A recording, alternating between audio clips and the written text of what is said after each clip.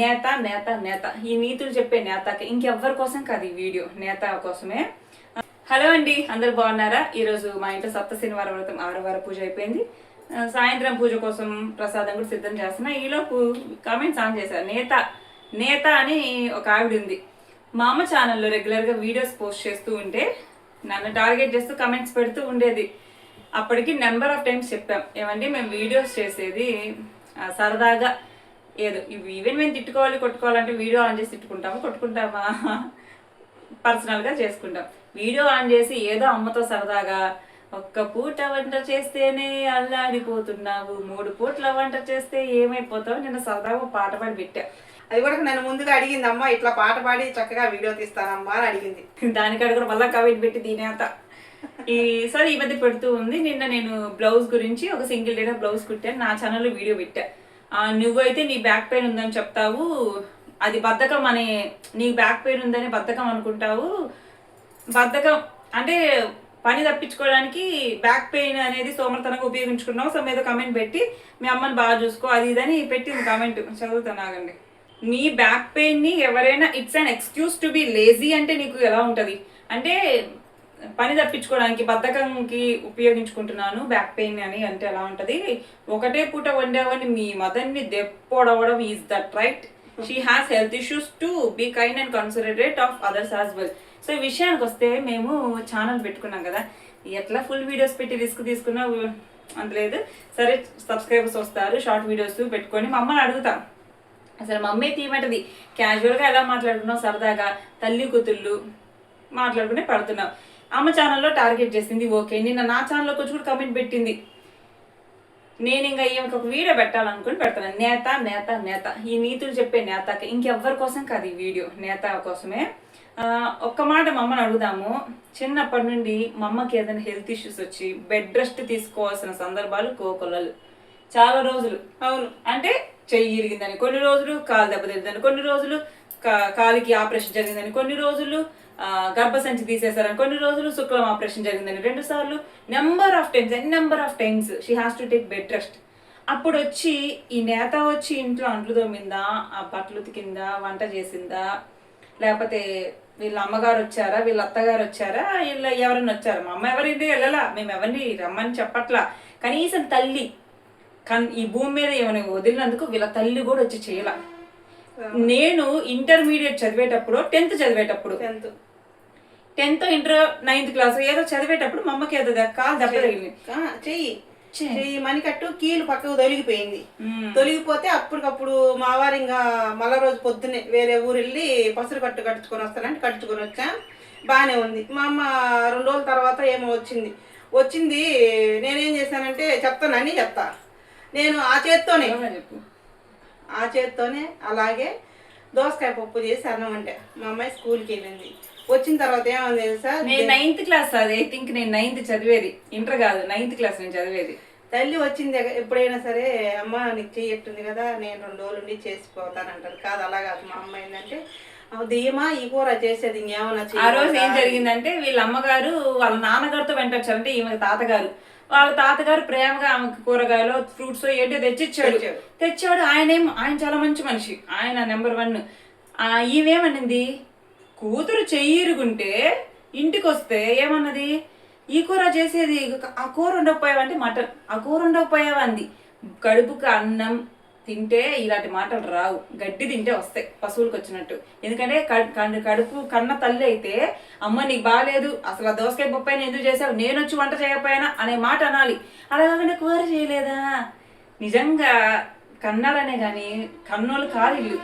అట్లాంటి తల్లిని పెట్టుకొని ఏ రోజు ఈమెకు బాగాలేకపోతే చేసింది తల్లి కాదు. మా నాన్నమ్మ అంటే ఆమెకు ఒక కిడ్నీ లేక ఆమె చేయలేదు, ఆమె కూడా వచ్చిన ఒక పూట ఉండి వెళ్ళిపోయింది. వాస్తవం ఇద్దరంతే, కానీ బాధ్యత తీసుకుంది వీళ్ళ అత్త మా నానమ్మ.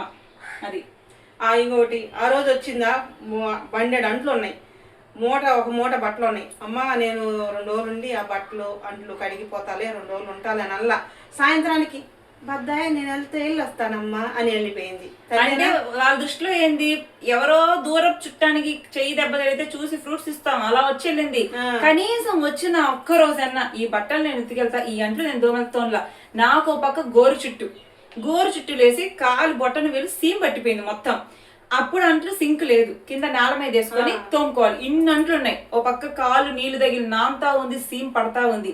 అదే కాలు నమ్మరు, ఇప్పుడు తలుచుకున్న ఆ సిచ్యువేషన్ నా జీవితంలో మర్చిపోలేను. అంట్లు నేనే తోమా. కానీ మా అమ్మ, నేను చిన్నపిల్లను కదా పాపం, మా అమ్మ తొందరగానే చేసుకుంటది పని. 2-3 రోజులు 4 రోజుల కన్నా ఎక్కువ ఉండదు మా అమ్మ. ఆ పిల్ల మాత్రం ఎక్కడ చేస్తుంది? నేను చిన్నపిల్ల, నాకు 13-14 సంవత్సరాలు, నేను ఎక్కడ చేస్తాను? సరే, పైగా మాకు ఫుల్ టైట్ షెడ్యూల్. మార్నింగ్ 6కి వెళ్ళి 8కి రావడం, 9కి వెళ్ళి 12కి 12:30కి అలా రావడం. ఆ రోజు నేను ఎలా వెళ్ళాను తెలుసా కాలేజీకి? కాలు నడవనివ్వల, ఇదిగో అడుగు తీసి అడుగు పెట్టిక ఇలా ఈడ్చుకుంటా వెళ్ళా. అవును, అలాంటి సిచ్యువేషన్. గోరు చుట్టూ బాగా పెయిన్ ఉంది అసలు. సీమ్ పోసి నా దెబ్బ ఒక పక్క అయితే, మా అమ్మాయి గోరు చుట్టూ ఇంకా బాధ. ఆ రోజు ఏమైందంటే, నాకు ఫస్ట్ ఇయర్ సెకండ్ ఇయర్, ఇంటర్లో సంగతి ఇది, కాలు గోర్చుడు సంగతి. ఇంటర్లో అయితే ఫస్ట్ ఇయర్ సెకండ్ ఇయర్ ఏమైందంటే, ఫస్ట్ ఇయర్ పిల్లలు వదిలేటప్పుడు మేము ఇంటర్ వాళ్ళని వెళ్తాం. అంటే మా ఇద్దరు టైమింగ్స్ కొంచెం క్లాష్ అవుతాయి అనమాట. ఒక అమ్మాయి ఉంటుంది సైకిల్ వేసుకుని ఇలా వెళ్ళిద్ది, మాకు అప్పుడే వెళ్ళే టైం అమ్మాయి ఇంటికి వెళ్ళే టైం, మాకు వెళ్ళే టైం అనమాట కాలేజీకి. ఆ అమ్మాయి సైకిల్ అడిగి ఇప్పించుకొని ఇంకా నేను అంటే రిటర్న్ రావడానికి తీసుకున్నా. ఇలా కాలు ఇలా ఇలా పట్టుకొని కనీసం రోడ్డు మీద నడక రావాలా, అలా వచ్చా. అలాంటి సిచ్యువేషన్. తర్వాత ఇంకా కాలు గడ్డ ఆపరేషన్ చేసినప్పుడు, కాలు గడ్డ కాదు బకెట్ అప్పుడు తగిలి అదే ఇది చెయ్యి అదే అదే అదే. తర్వాత కాలు గడ్డ ఆపరేషన్ జరిగింది. ఫ్యాట్ ఉంటే ఆ గడ్డ తీసేశారు.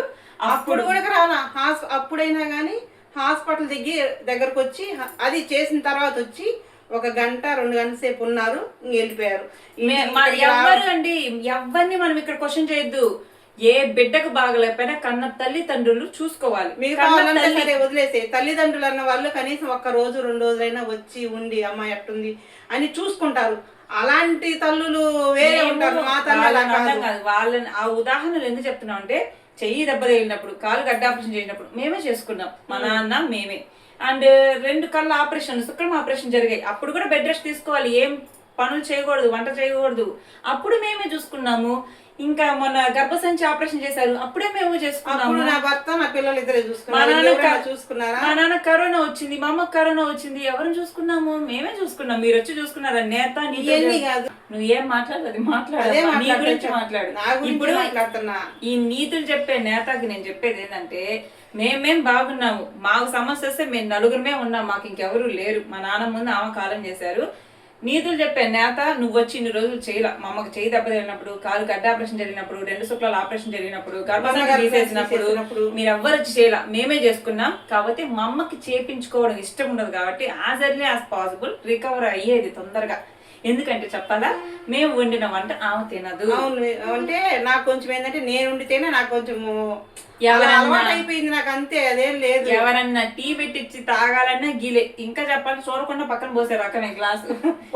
ఎందుకంటే నచ్చదు. మేము వంట చేసి పెట్టినా ఈమెకి నచ్చదంటే నచ్చదు. ఇది వాస్తవం. ఆమె తినదు.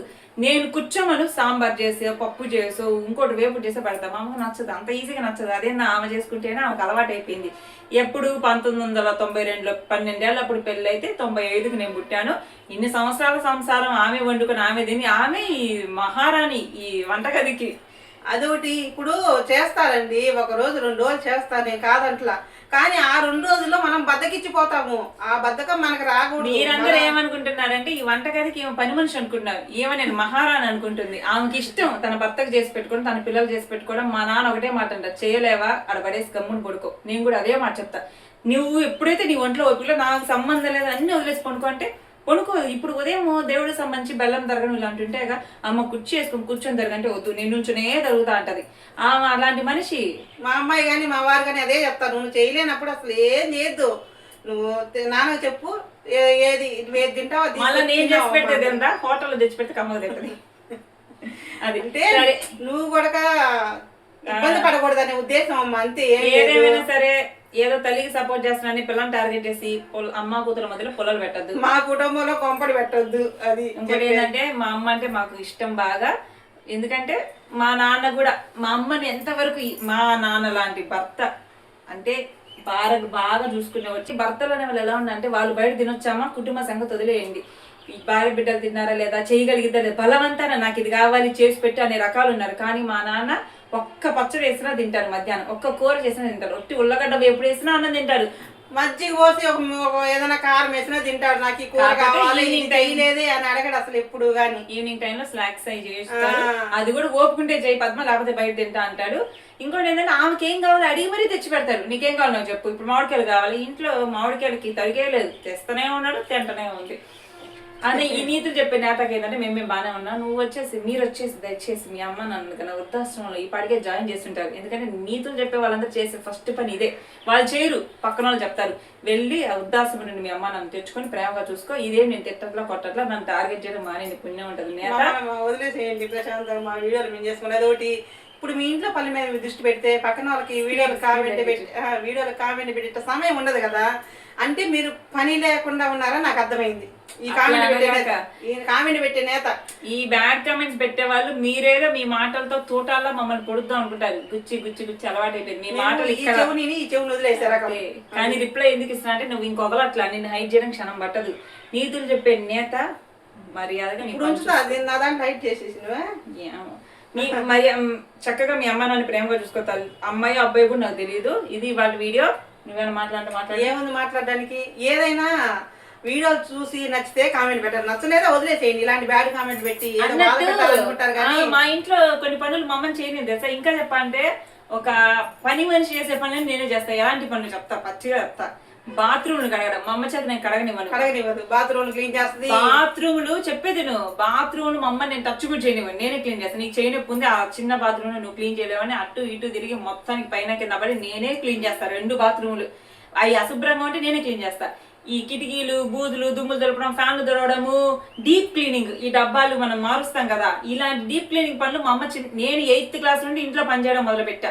8th క్లాస్ నుండి నా బట్టలు నేను చేత్తో ఉతుక్కోవడం, నా జల్లు నేను వేసుకోవడం, ఇంకా ఇంట్లో అంట్లు దోవడం, కసు జిమ్మడం, ఇల్లు దోవడం చేస్తున్నాను లేదు 8th క్లాస్ నుండి చేస్తుంది. అప్పుడు నా చేతి పదిగినప్పుడు మాత్రం ఇంకా బట్టలు ఉతికేమని పెట్టుకున్నాం. మధ్యలో చెప్పను మర్చిపోయినా. 8th క్లాస్ నుండి నేను ఇంట్లో పని చేస్తున్నా. నాకు మా అమ్మ కానీ ఇంతవరకు మా అమ్మ ఈ పని చేయని చెప్పదు. ఎప్పుడన్నా వాటర్ బాటిల్స్ నీళ్ళు బట్టి పెట్టమ్మా సలహా తాగడం లేదు, అది బట్టి పెట్టకపోతే కోప్పట్టి. నేను నిజంగా అంటే ఎంత పని చేసినా నేను అలసిపోను, కానీ తాగడానికి నీళ్ళు లేకపోతే మాత్రం ఇంత పని ఆ పని చేస్తా ఈ పని చేస్తాడు, నీళ్లు బట్టి పెట్టొచ్చు కదా అంట. ఇంకా నీళ్లు బట్టి పెట్టుద్ది. కానీ నేనేం ఖాళీగా ఉండను, నేను చేసే పనులు క్లీనింగ్ పనులన్నీ చేస్తానే ఉంటా. క్లీనింగ్ అంటే ఏంది, ఇదే మా అమ్మ వంట చేసిద్ది, నేను గ్యాస్ బండ చూస్తా, అంట్లు కొన్ని గడుగుతాను, డబ్బాలు గడుక్కుంటాము, వాటర్ బాటిల్ నీళ్లు బట్టి పెట్టుకుంటాం, బాత్రూమ్ గడుక్కుంటాం, కసులు చింపుకుంటాం, ఇల్లు తిరుగుకుంటాం. మా పనులు మీరు వచ్చి చేస్తున్నారు, మేము చేసుకోకపోతే. ఒకటి మీకు అర్థం కాదు ఏంటంటే ఈ ఒక్కరి ఇంట్లో పొద్దుగులు మాకు ఇద్దరికి చేసినంత పని ఉంటది. ఒకటి ఏంటంటే ఈ ఇంట్లో మేమెందుకు ఒకరికొకరు డిస్టర్బెన్స్ తెలుసా, మా అమ్మ చేస్తుంటే నేను వస్తే మా అమ్మకి చిరాకు. ఎందుకంటే ఇది పక్కన తగులుతా ఉంటది వంటగది. మీరు అనుకున్నట్టు వంటగదిలో 2 కొప్పులు ఉండవు ఈ వంటగదిలో. ఎందుకంటే తల తగులుతా ఉంటది, చీదరగా ఉంటది. ఇప్పుడు మా అమ్మ ఎడు కూర్చుందా, నేను నిలబడ్డానా, ఏమైనా సందు ఉందా, ఇప్పుడు ఇంకా ఒకరికొకరు ఏమన్నా తిరగడానికి ఉందా, ఇద్దరు పని చేసుకోవడానికి ఉంటదా, ఇక్కడ ఉండదు. అందుకని ఒకళ్ళకే కుదరదు మేము హెల్ప్ చేసుకునే ఇబ్బంది లేదు. మా నాన్నకి బాగలేకపోతే కోవిడ్ టైంలో గవర్నమెంట్ హాస్పిటల్లో చూయించుకున్నారు మా నాన్న. మా అమ్మకు బాగాలేకపోతే కార్పొరేట్ హాస్పిటల్లో చూయించాడు. ఇంతవరకు మా అమ్మకు చూయించేదల్లా కార్పొరేట్ హాస్పిటల్స్ లోనే. ఆపరేషన్ జరిగినప్పుడు, ఈ గర్భసంచి ఆపరేషన్ లక్షలు మా అమ్మకి. మా అమ్మకున్న అనారోగ్యానికి ఏమో పుట్టినప్పుడు వీళ్ళ నానమ్మ పడేయమని చెప్పిందంట. పడేయమని చెప్తే వాళ్ళ అమ్మమ్మ తాత పెంచుకున్నారు. వీళ్ళ అమ్మ నాన్నగారు పెంచింది, వాళ్ళ అమ్మమ్మ తాత పెంచుకుంటే 12 ఏళ్లకి మా నాన్నకిచ్చి పెళ్లి చేస్తే వీళ్ళ తాత ఏడుస్తున్నాడు, ఇలాంటి వాడికి ఇచ్చి చేశానని. కానీ ఇప్పుడు చూస్తే 3 ఆడపిల్లలు ఉంటే ఏమని చూసుకున్నంత ప్రేమగా ఎవ్వరు చూసుకోరు. నిజంగా ప్రేమ ఉన్న అదృష్టవంతురాలు ఈమె. ఆ దేవుడు నాకు ఇచ్చిన నా భర్త అంత మంచి భర్త దొరకడము, మా పిల్లలు మంచి పిల్లలు, దేవుడు మాకు ఇచ్చిన వరం అండి.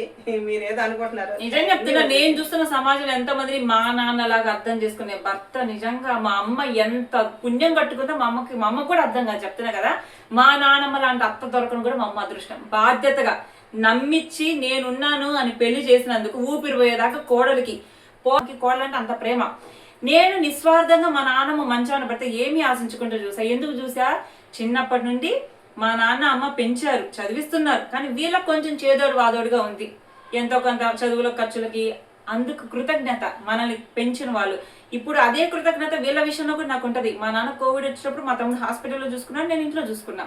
అప్పుడు నేను కూడా వెళ్ళాము అలా రోజు హాస్పిటల్కి. మా అమ్మ వెళ్ళింది. చెప్తున్నా, వీళ్ళు మా అమ్మ నాన్నకి కృతజ్ఞతగా ఉండడం మాకు తెలుసు. వీళ్ళకి అవసరం వచ్చినప్పుడు మేము రెడీగా ఉంటాం. ఈలోపు మీరు వచ్చి అగ్గిపుల్ల గీస్తే కిరసనాలు వేస్తే పొలాలు పెట్టద్దు. మా